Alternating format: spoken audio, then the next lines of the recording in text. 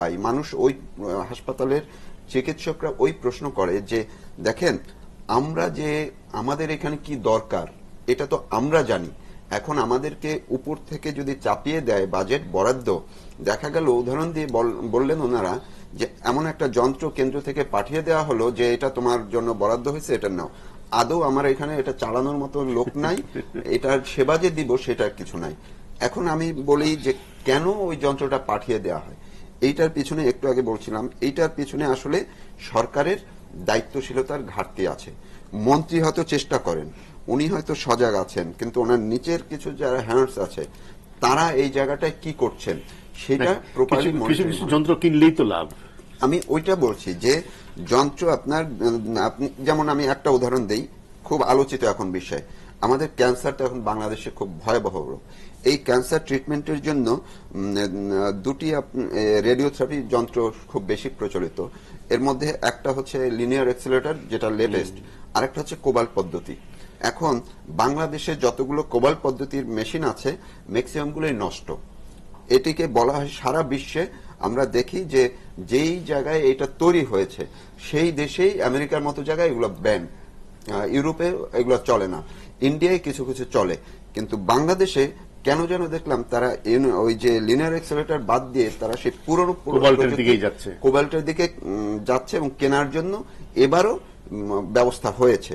এখন প্রশ্নটা হচ্ছে কেন এটা, খোঁজ নিয়ে দেখলাম, আমি নাম বলতে চাই না, আমি খুবই, যেহেতু আমরা এটা নিয়ে কাজ করতে হয়, আমরা দেখলাম যে ওইখানে এর পিছনে কোন একজন প্রভাবশালী চিকিৎসক নেতা যিনি ঠিকাদারির সাথে যুক্ত বা কেনাকাটার সাথে সম্পৃক্ত, পিছন থেকে, প্রকাশ্যে না, পিছন থেকে তারা এখন এই যে চিকিৎসক পর্যায়ে যারা নেতা বা রাজনীতি করবেন আপত্তি নাই, তারা যদি কেনাকাটার মধ্যে সম্পৃক্ত ঢুকে যান তাইলে তাদের সেবার মানটা মাথাটা বেশি থাকবে নাকি বাণিজ্যের মাথাটা? ঢাকা মেডিকেলে কোবাল মেশিনটা দেয়ালের ভিতরে এমন ভাবে রাখা হয়েছে, এটা কিন্তু একটা ভয়ঙ্কর রেডিয়েশন স্প্রে করা। হ্যাঁ, ওইটা যদি ওই বিল্ডিংটা কখনো যদি ভাঙা হয়, সিস্টেম কি দেখেন, এই যে যত অটোনমিক যত পাওয়ার গুলো আছে এগুলো কেনার ক্ষেত্রে নানান ইন্টারন্যাশনালি নানান ল মেনটেন করতে হয়, এক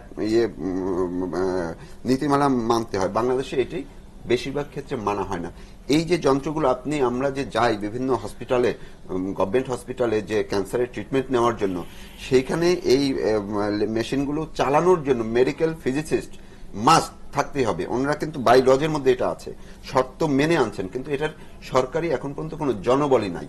এখন কেউ চেষ্টা করেন, কেউ টেনে রাখেন পিছন থেকে, সরকারের মধ্যেই এই জিনিসগুলো। তো আমরা যে বাজেটটা যদি প্রপারলি বরাদ্দ না দিতে পারি, বাজেটের সাথে গরিব মানুষের সম্পৃক্ততা আছে। আমরা সরকারি হাসপাতালগুলোকে যত বেশি শক্তিশালী করব, আমরা বলি না যে স্থানীয় সরকার শক্তিশালী হলে রাষ্ট্র অনেক বেশি শক্তিশালী, এইখানে সেম। যদি সরকারি হাসপাতালগুলোকে শক্তিশালী করা না হয় সার্বিকভাবে, তবে কিন্তু মানুষ প্রাইভেট সেক্টরে যাবে। আপনি এখন উপজেলা লেভেলে যত রিমোটে যান সেখানে গিয়েও প্রাইভেট ডায়াগনোসিস সেন্টার পাবেন। কেন? মানুষ সেখানে, ওই সরকারি হাসপাতাল আছে, এত বড় হাসপাতাল, সেটার তুলনায় প্রাইভেট একটা কমিউনিটি ক্লিনিক কতটুকু, সেখানে মানুষের ভিড়, কিন্তু ওইখানে গিয়ে উপজেলা লেভেলে আপনি একটা টেস্ট করতে পারবেন না, ডায়াগনোসিস এর লোক নাই।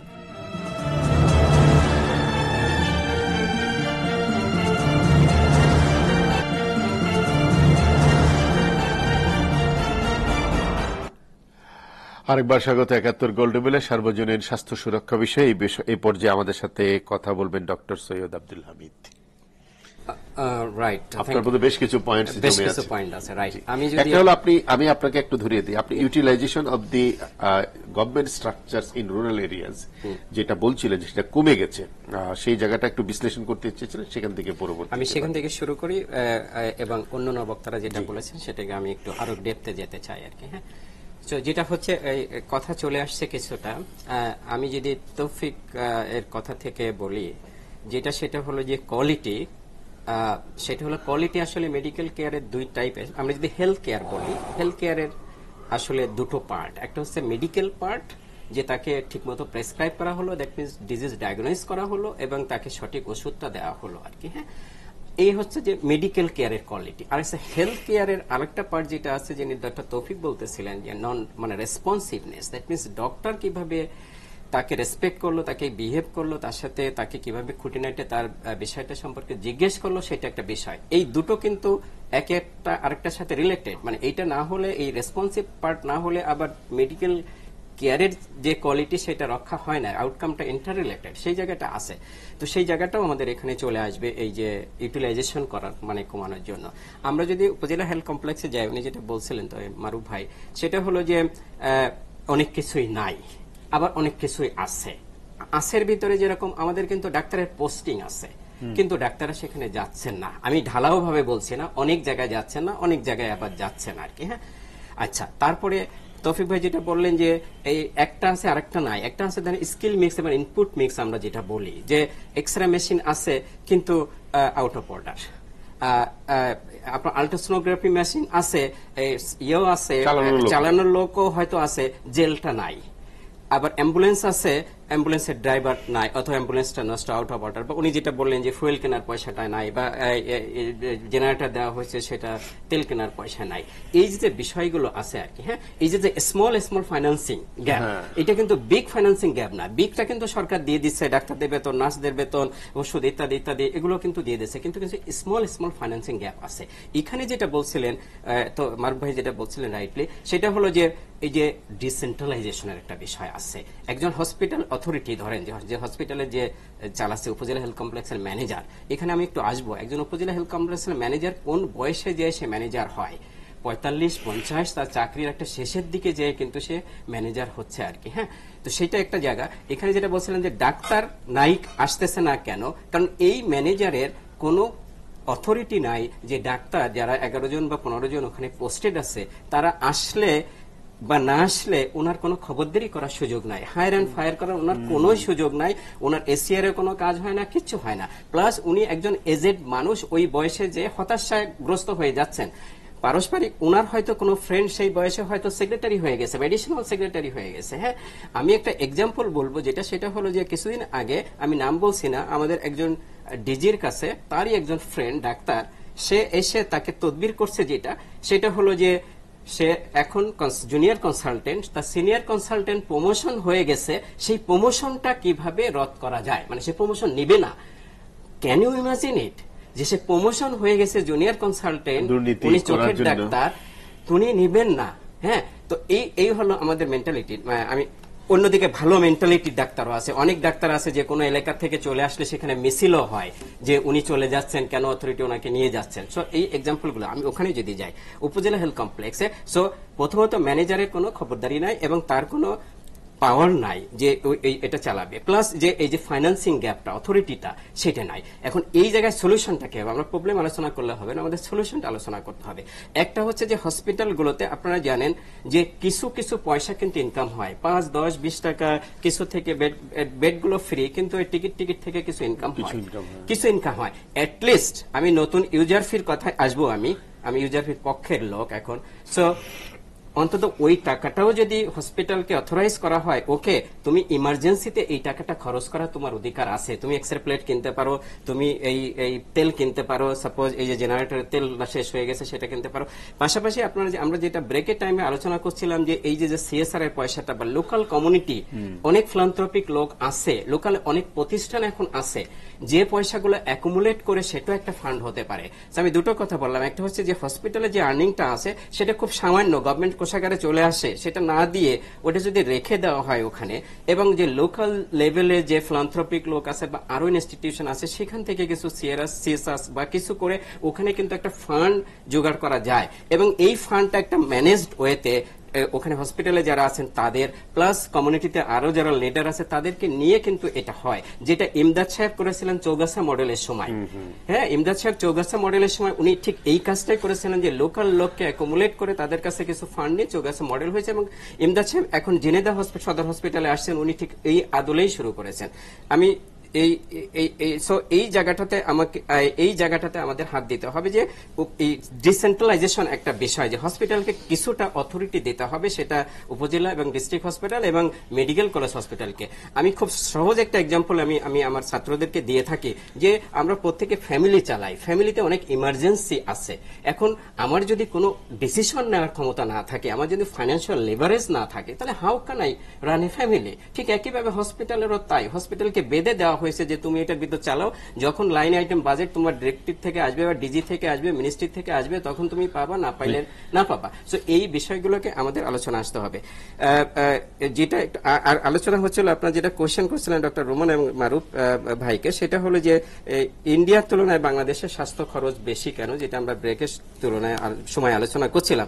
বেসিক্যালি আমরা যদি খরচের আইটেমগুলো দেখি, যে খরচের আইটেমগুলোর ভিতরে পড়ে হচ্ছে যে আমি যদি হসপিটালের থেকে যে চিকিৎসাটা নিতে হয় সেটার কথাই বলি, তাহলে হসপিটালে বেড বা ক্যাবিন ভাড়া, সাথে আছে ডায়াগনস্টিক টেস্ট এবং ওষুধের যে খরচ, এর প্রত্যেকটা আইটেমে যেটা সেটা হলো যে যদি ক্যাবিন ভাড়া বা বেড ভাড়া ধরি, সেটা হলো ইন্ডিয়ার যে কোনো হসপিটাল থেকে এখানে অনেক বেশি। ওষুধ যদি ধরি, ওষুধের দামও এখানে বেশি, প্লাস আমাদের ডাক্তাররা ইরাশনাল প্রেসক্রিপশন করেন অনেক ক্ষেত্রে, যেটা আমরা পত্রপত্রিকায় দেখে থাকি, কিছু গবেষণা তো আসছে। এবং ডাক্তারদের যে ওষুধ কোম্পানিগুলোর কাছ থেকে যে একটা যে গিফট বা একটা টাকা নেওয়ার যে একটা প্রবণতা আছে, এটা এখন ওপেন সিক্রেট না আর কি। হ্যাঁ, ওপেন, সো এটা ওপেনই আর কি। হ্যাঁ, সো এই বিষয়গুলো আছে। সাথে যেটা ডায়াগনস্টিক টেস্ট, আপনারা যে এখন জানেন যে এই ডায়াগনস্টিক টেস্ট ডাক্তারকে 30 থেকে 40, কোনো ক্ষেত্রে 50% এই ইয়ে দিতে হয়, যে টোটাল ডায়াগনস্টিক টেস্ট থেকে যে ইনকামটা আসতেছে সেখান থেকে সেই কমিশনটা দিতে হয়। সো ন্যাচারালি তাদের ভিতরে থাকে যেটা এটা হলো বেশি ডায়াগনস্টিক টেস্ট লেখার, বেশি ওষুধ দেওয়ার ইত্যাদি দেওয়া। সো এই কারণে এই খরচটা এখানে বেশি। আমি যদি এখানে আসি, যে ভাই বললেন যে ঢাকা শহরে অনেক গুলো কিন্তু নতুন হসপিটাল হয়েছে, টারশিয়ারি লেভেলের হসপিটাল, নাক কান গলার একটা হসপিটাল হয়েছে আপনাদের তেজগাঁতে। হ্যাঁ, সেখানে কিন্তু রোগী নাই, অথচ দেখেন যে অন্য জায়গায় প্রাইভেট হসপিটালে যে উপসে রোগী নাই, গেলে আবার ডাক্তারও পাওয়া যায় না। সো এখানে আমি যেটা বলবো সেটা হলো যে ডাক্তারি যে জায়গাটায় আমাদের হাত দিতে হবে, আসলে আমাদের একেবারে শুরুর থেকে হাত দিতে হবে। মেডিকেল সিস্টেমে যে লেখাপড়াটা, আমি তৌফিকের সাথে, ডক্টর তৌফিকের সাথে এখানে ঢোকার আগে আলোচনা করছিলাম, যে মেডিকেল সিস্টেমের লেখাপড়া যে সিস্টেমটা, তাদেরকে সোশ্যাল বিং থেকে তাদেরকে আনসোশ্যাল বিং এ নিয়ে যাচ্ছে। তারা কমিউনিটির সাথে, সোসাইটির সাথে তারা মিল নাই। এবং উনি আরেকটা চিকিৎসক থাকলে ভালো হতো আমাদের আলোচনায়, হয়তো উনি কথা বলতে পারতেন। উনি বলছিলেন যেটা সেটা হলো তারা তাদেরকে। আরেকজন আলোচক থেকে ফিরে আসি, ডক্টর তৌফিক জোয়ারদার। আমাদের যে স্বাস্থ্যকর্মীরা আছে তাদের একটা বড় অংশ অদক্ষ স্বাস্থ্যকর্মী, এটা আমরা জানি। এবং স্বাস্থ্য জনবলের, চিকিৎসক বলেন, নার্স বলেন, টেকনিশিয়ান বলেন, তাদের কোয়ালিটি নিয়ে বলা হয়। এবং একটা গবেষণা বলেছে তাদের 94% অদক্ষ। যদি এইটা হয় চিত্র, তাহলে তো স্বাস্থ্যকর্মীদের আরেকটা বড় সমস্যা হলো তাদেরকে আমরা গ্রাম পর্যায়ে ধরে রাখতে পারছি না, তারা সবাই শহরমুখী হয়ে যাচ্ছে।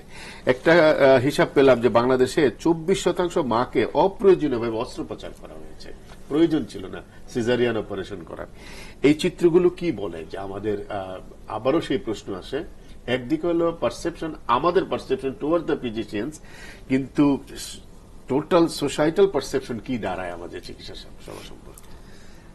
জি, আপনার প্রশ্নের উত্তরে আমি যাব, কিন্তু আমি একটু ঘুরপথে যাব আর কি।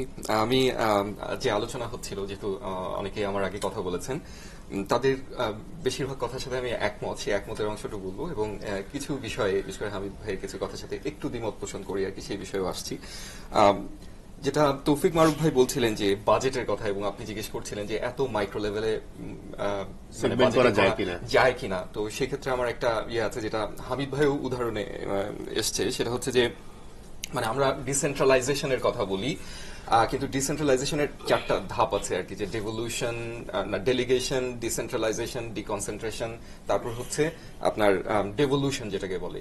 যে আমি ডেলিগেশন মানে কি, যে আমার একটা কাজ আছে, আমি কাজটা আমার অধস্তন একজনকে আমি বললাম যে আপনি কাজটা করে দেন, এটা একটা কাইন্ড অফ ডিসেন্ট্রালাইজেশন। আরেকটা ডিসেন্ট্রালাইজেশন সেকেন্ড, যেটা যে ডিসেন্ট্রালাইজেশন, যে আমি মানে কতগুলো মিনিস্ট্রির মধ্যে কতগুলো ডিপার্টমেন্ট সৃষ্টি করে আমি বললাম যে ঠিক আছে তোমরা তোমাদের বিভিন্ন কাজগুলো ভাগ ভাগ করে নাও। আরেকটা হচ্ছে ডিকনসেন্ট্রেশন, আমি আমার কতগুলো সেন্টার, আমি হয়তো কতগুলো আমাদের যে 7টা বিভাগ আছে, বিভাগগুলোকে আমি অধিক দায়িত্ব দিতে পারি।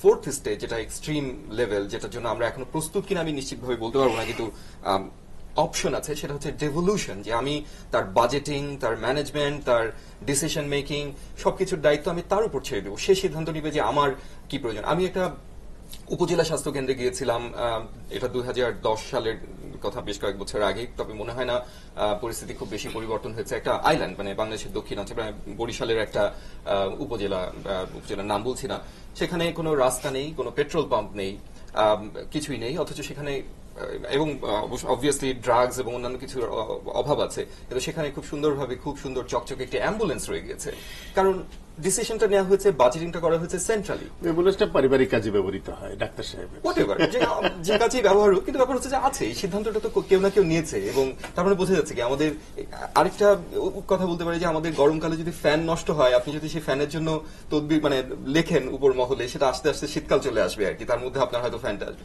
কিন্তু সেটা তো হওয়ার কথা ছিল না। অর্থাৎ বাজেটিং এর যে কথা আপনি বলেছেন, আমি খুবই অ্যাগ্রি করি যে এটা আসলেই আমাদের লোয়ার যে লেভেলগুলো আছে তাদেরকে এম্পাওয়ার করা দরকার, ডেভলিউশন করা দরকার। কিন্তু যে বিষয়ে একটু দ্বিমত করছি, প্রথম থেকে আলোচনা হচ্ছে সরকারি এবং বেসরকারি খাত নিয়ে। আমি সেখানে আপনার অ্যান্সারটা কিছুটা আছে যে কেন আমাদের মানে কেন আমরা দিতে পারছি না, যে সেবাটা দেওয়ার কথা ছিল সেটা দিতে পারছি না কেন, বা তাদের দক্ষতাটা কেন বাড়ছে না। তো আমরা ব্ল্যাঙ্কেট ভাবে বলে দিচ্ছি বেসরকারি খাত, কিন্তু বেসরকারি খাতের মধ্যেও কিন্তু ভাগ আছে। একটা হচ্ছে যে ফর প্রফিট, আর একটা হচ্ছে নট ফর প্রফিট, এবং দুটোর ক্যারেক্টার খুবই খুবই ডিফারেন্ট, খুবই পৃথক, এক্স্যাক্টলি খুবই আলাদা। এই জন্য ফর প্রফিট বেসরকারি খাত যেভাবে যে চরিত্রটা প্রকাশ করবে, নট ফর প্রফিট কিন্তু সে কিন্তু ফর প্রফিটের অপশনটা ছেড়ে নন ফর প্রফিটটা বেছে নিয়েছে। তার মানে হচ্ছে কি তার একটা সোশ্যাল কমিটমেন্টের জায়গা থেকে সে বেসরকারি খাতে ফাংশন করছে। তো তাদেরকে আমরা কেন ব্যবহার করবো না? তাদেরকে ব্যবহার করার ক্ষেত্রে বা তাদেরকে স্ট্রেংথেন করার ক্ষেত্রে আমার কোনো ইয়ে থাকার কথা না। ইন্স্যুরেন্সের কথা এসেছে, ইন্স্যুরেন্স কিন্তু শুধুমাত্র যে ইন্স্যুরেন্সের ক্ষেত্রে একটা জিনিস প্রথমে ক্লারিফাই করে নিই। ইন্স্যুরেন্স বলতে আমরা অনেক সময় মনে করি যে বেসরকারি যে বিজনেস মডেলে যেটা কাজ করে আর কি, অর্থাৎ ফর প্রফিট যেই ইন্স্যুরেন্স, যেটা মার্কিন যুক্তরাষ্ট্রে যেটা খুবই প্রমিনেন্ট, তারাই বোধহয় একমাত্র ইন্স্যুরেন্স। কিন্তু আপনি এর বাইরেও ইন্স্যুরেন্স আছে। এর বাইরে ইন্স্যুরেন্স হতে পারে সরকারি, যেমন ইংল্যান্ডে আছে যে সরকারি ইন্স্যুরেন্স, NHS বলে, ন্যাশনাল হেলথ সার্ভিসেস।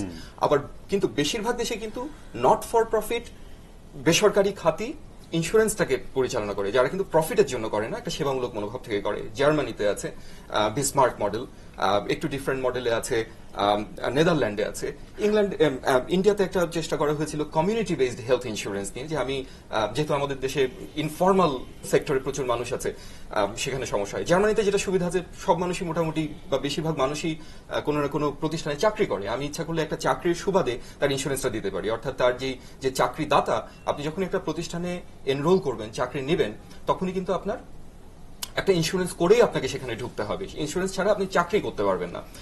কিন্তু তারা এটা কিন্তু ফর প্রফিট না, এটা নট ফর প্রফিট, বেসরকারি খাত চালাচ্ছে। কিন্তু কমিউনিটি বেসড হেলথ ইন্স্যুরেন্সে আবার সেটা নেই, কোনো চাকরির সাথে এটা জড়িত না। আমি একটা টার্গেট গ্রুপকে টার্গেট করে করে ছোট ছোট মডেলের আমি ইন্স্যুরেন্স চালু করতে পারি। কাজেই বেসরকারি খাত আসলেই যে সেটা সমস্যাজনক হবে তা কিন্তু না। তবে এখানে একটা কথা আছে, বাংলাদেশে যেসব অনেক ক্ষেত্রেই হামিদ ভাই কথা থেকে উঠেছে, তৌফিক মারুফ ভাইয়ের কথা থেকেও এসছে, যে আমরা ফর প্রফিট একটা ইন্স্যুরেন্স